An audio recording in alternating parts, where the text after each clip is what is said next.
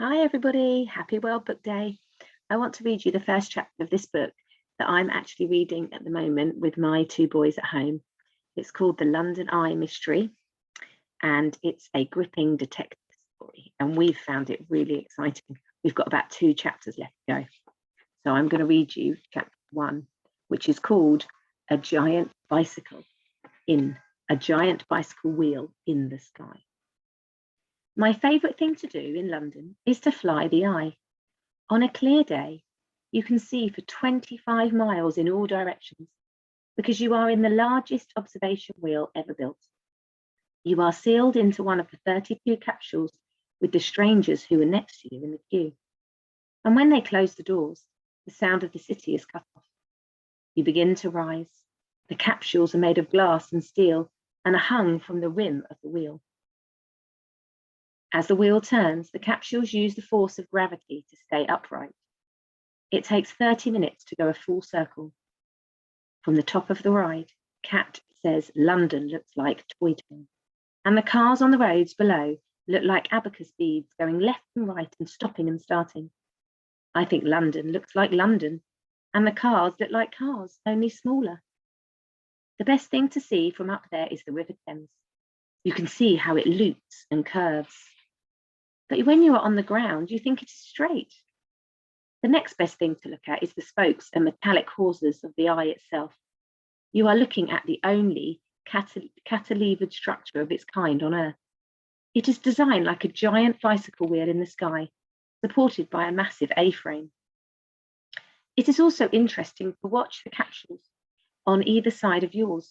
You see strangers looking out just like you are doing. The capsule that is higher than yours becomes lower than yours, and the capsule that is lower becomes higher. You have to shut your eyes because it makes a strange feeling go up your esophagus. You are glad the movement is smooth and slow. And then your capsule goes lower, and you are sad because you do not want the ride to end. You would like to go around one more time, but it's not allowed. We took Salim to the eye because he'd never been up before. A stranger came up to us in the queue, offering us a free ticket. We took it and gave it to Salim. We shouldn't have done this, but we did. Now Salim's their cousin's come to stay. He went up on his own at 11:32 on the 24th of May, and he was due to come down at 12:02 on the same day. He turned and waved to Kat and me as he boarded, but you couldn't see his face, just his shadow. They sealed him in with 20 other people whom we didn't know. Kat and I tracked Salim's capsule as it made its orbit. When it reached its highest point, we both said, "Now!" at the same time, and Kat laughed and I joined in. That's how we knew we'd been tracking the right one.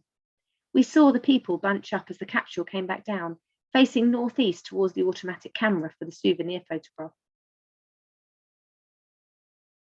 They were just dark bits of jackets, legs, and dresses and sleeves. Then the capsule landed. The doors opened and the passengers came out in 2 and 3s.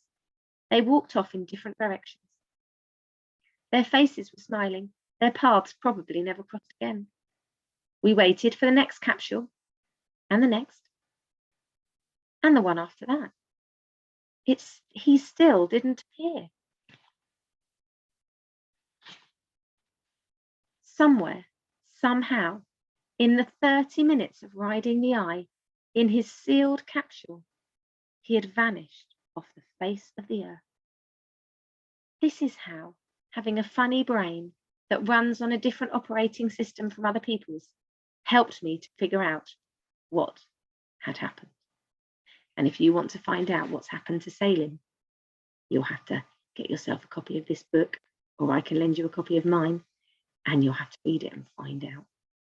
It's a really fantastic story. And like I said, we've got 2 chapters left to go, and I'm desperate to find out what happens.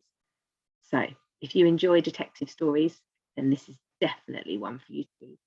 Hope you enjoyed it and have a great day. Happy book day. Bye, everyone.